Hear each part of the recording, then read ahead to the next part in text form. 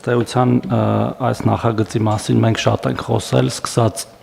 ազգային ժողովում մեր ելույթների ժամանակ վերջացրած այլ հրապարակային առիթներով եւ հիմա առաջարկում ենք իրավական կարգավորումը ընդունել։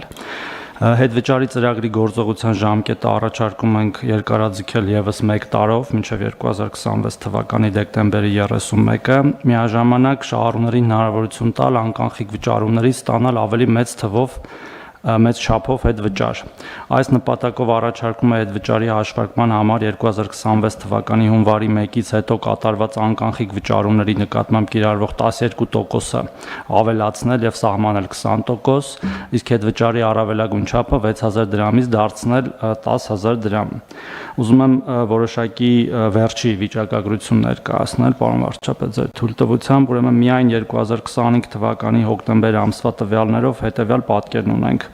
Ծրագրի շահառուների թիվը 366432 է եւ աճը նախորդ ամսը համեմատ 3.6%, այսինքն մենք տեսնում ենք տենդենց աճի։ Անկանխիկ գործարքների հանրագումարը 14 միլիարդ 768 միլիոն դրամ եւ աճը 6.9%, մեկ շահառուի ստացած հետվճարի միջին չափը 4157 դրամ, աճը 2.8% եւ ստացված հետվճարի ծավալը 1 միլիարդ 523 միլիոն դրամ, աճը 6.5%, նորից եմ կրկնում խոսքը հոկտեմբեր ամսվա մասին է։ Ուզում եմ նշել նաև, որ նոյեմբեր ամսվա ցուցակներով կենսաթոշակ եւ նպաստ ստացող շահառուների թիվը կազմել է 661811, որից 600126-ը իրենց կենսաթոշակը կամ նպաստը ստանում են անկանխիկ եղանակով եւ հետեւաբար այս 366000 այս ծրագրի շահառուների թիվը կազմում է անկանխիկ ստացողների 61%-ը։ Եվ մենք մեր քաղաքականություններով ըստ էության խթանում ենք, որ այդ թիվը աճի եւ մի ամփոփ թիվ ուզում եմ ներկայացնել ծրագրի մեկնարկի պահից մինչ օրս իրականացվել է կենսաթոշակային քարտերով 314 միլիարդ 194 միլիոն դրամի անկանխիկ գործարք եւ հետվճարի տեսքով շահառուներին հետ է վերադարձվել 30 միլիարդ դրամ։ Մինչ օրս ուրիշ թվեր էլ իհարկե կա ձեռքի տակ, օրինակ, որ միայն այս տարի մենք արդեն վերադարձել ենք 13.5 միլիարդ դրամ, չհաշված նոյեմբեր եւ դեկտեմբեր ամիսները, իսկ 2024 թվականին դա եղել է 16 միլիարդ դրամ, այսինքն աճը ակնհայտ է եւ մենք տեսնում ենք քաղաքացիների հետաքրքրվածությունը եւ նաեւ հաշվի առնելով մեր նախորդ նիստին ընդունած որոշումը, որով մենք ըստ էության ամեն ինչ դարձնում ենք անկանխիկ, նույնիսկ այս մեր 60000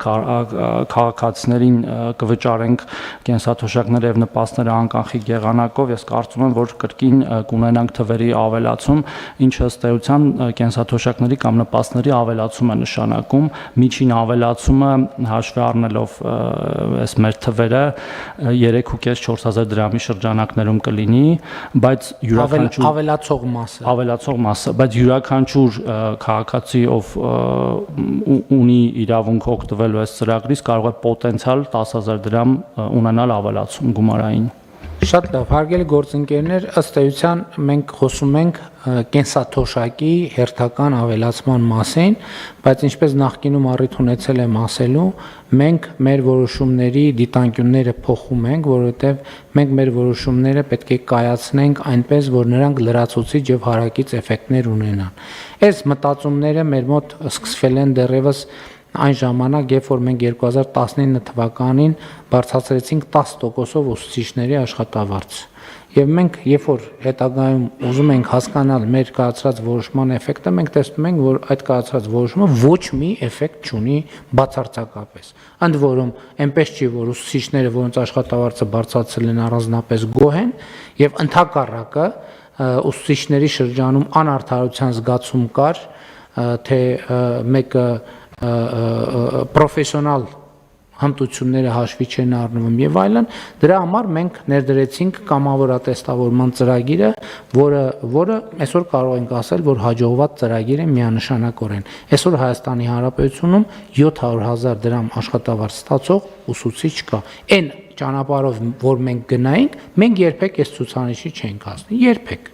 Այսինքն կհասնենք մի անորոշ շրջանում, երբ որ 700,000 դրամը կլիներ այդ նույն 150 կամ 200,000 դրամի գնողունակության։ Սա իհարկե կենսաթոշակների հետ կապ չունի, բայց մյուս կողմից, երբ որ կենսաթոշակների բարձրացման մասին էինք մտածում, մենք էլի հարակից էֆեկտների մասին մտածելու կարիք ունենք, որովհետև այդ թվում մենք պետք է մտածենք ոչ միայն թոշակների բարձրացման, այլև մեր տնտեսության աճի եւ ստվերի կրճատման մասին, որովհետև մեր թոշակառուների թիվը այս հələ նոր է աշխատողների եւ թոշակառուների տեսակարար քշրում որոշակի ծանրության կենտրոնը աշխատողներինն է եւ ոչ թե թոշակառուներինը, բայց մենք պետք է հասկանանք որտեղից է թոշակը գեներացվում մարդկանց աշխատանքից եւ մարդկանց աշխատանքը պետք է նաև տեսանելի եւ ոչ ստվերային լինի եւ մենք այս ճանապարհով նաև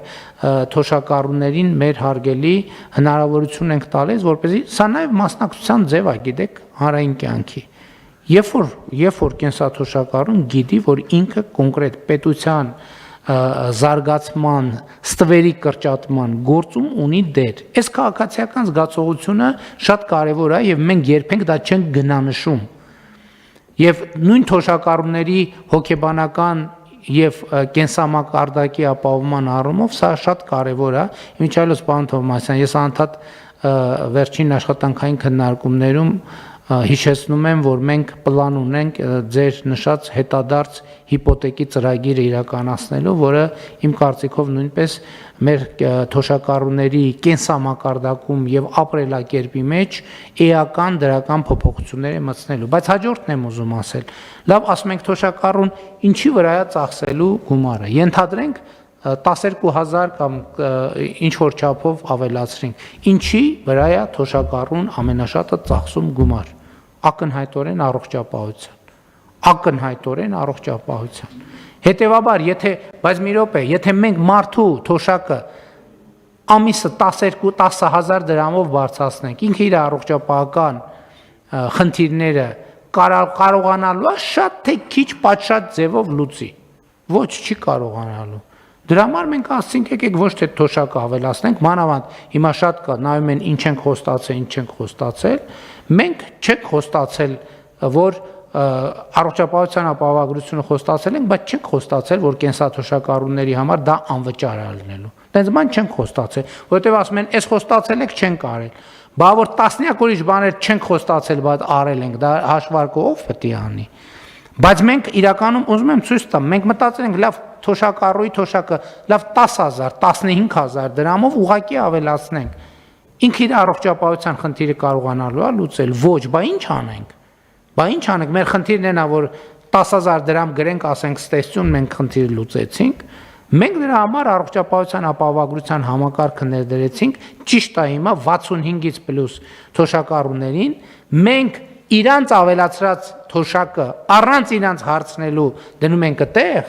բայց իրանք այդտեղ ստանալու են մի քանի անգամ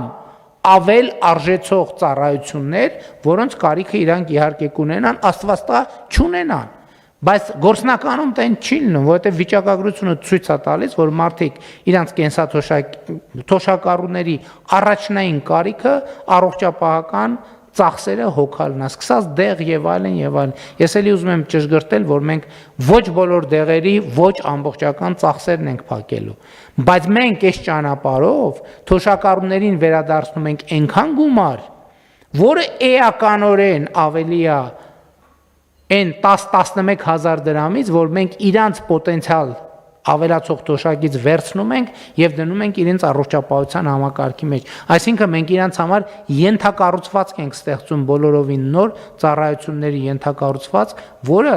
բոլորի համար, բայց թոշակառուների համար առանձնահատուկ կարևոր է այդ առողջապահության ապահովագրությունն է, որը մենք հաջորդ տարվանից այդ ծառայությունները կմատուցենք։ Ես նկատի ունեմ, մենք այս նրբությունները ավելի ակտիվ պետք է մեր հանրությանը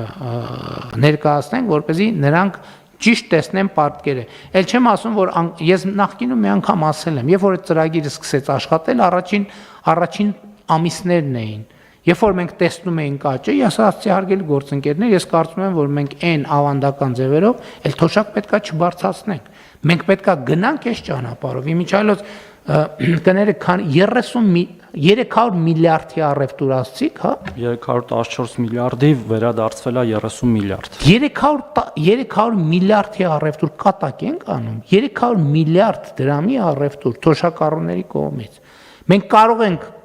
աչքաչափով ասել, սրա գոնե 40-50%-ը նախկինում ստվերային առևտուր է եղել, որը հիմա դուրս է եկել, եւ նաեւ այդ ստվերից դուրս եկած առևտուրն է, որ այս տնտեսական ակտիվության ցուցանիշների եւ տնտեսական աճի վրա կոնկրետ արտահայտվում է եւ արտացոլվում է։ Էնպես որ մենք էլի այս դեպքում էլ եմ ասում, մեր ворթեգրած ռազմավարությունները սկզբունքորեն պետքա հետեւական իրականացնենք, ժամանակը շատ ենք ծախսել դրա համար անկանխիկի առևտրի հետ վճարի մասին այս անգամ չեմ խոսում, հաջորդիվ առիթ կունենանք դեռ համեցեք, եթե կարևոր բան կա այսօր։ Պարոն վարչապետ, մենք արդեն շրջանառել ենք նախագիծը, երևի 1-2 շաբաթ հետո ամենաուշը կառավարության նիստում այդ հարցը կհաստատենք եւ որպեսզի հունվարի 1-ից մեկնարկենք։